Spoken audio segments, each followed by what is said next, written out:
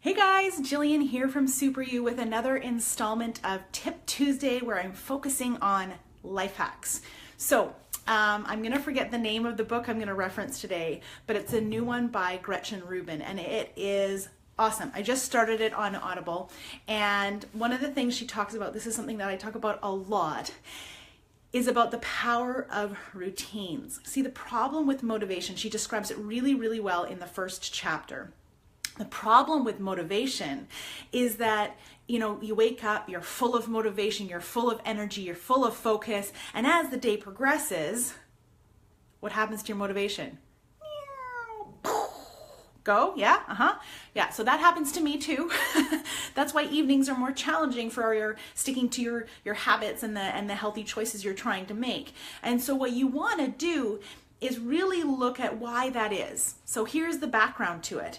The reason that is because motivation is all about, and sticking to your plan is all about the conscious choice. When you're trying to change a habit, you're trying to be more conscious of what you're doing, and you're trying to change a behavior, which requires you to actually think and be aware of your choices, make a conscious choice.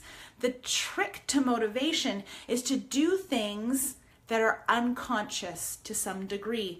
Do things that become habitual. You want to form habits. That's why habits are the kind of the foundation of making healthy, lasting change. So think of it this way. You don't wake up in the morning and think, gosh, I've got to remember to brush my teeth. I've got to remember to brush my teeth. I've got to remember to brush my teeth. You don't think about it that way. It's just something you do.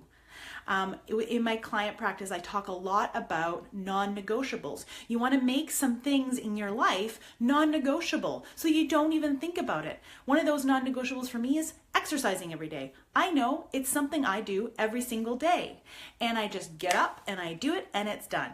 And I don't think about it as much because it's just something I've built into my practice, built into my day. So I've taken some of the conscious choice, that effort, out of it. So you want to look at how can you take the conscious choice out of the habits that you want to have. So you want to think about, how can I layer this in and connect it to some other habit is one of the things that I encourage people to do. So if you want to develop a new habit and make it less conscious and take less effort, less motivation, because that takes this, you need to think about how can you build it into the structure of your day. Can you build it in so that it becomes something that you don't even think about anymore? You just do it.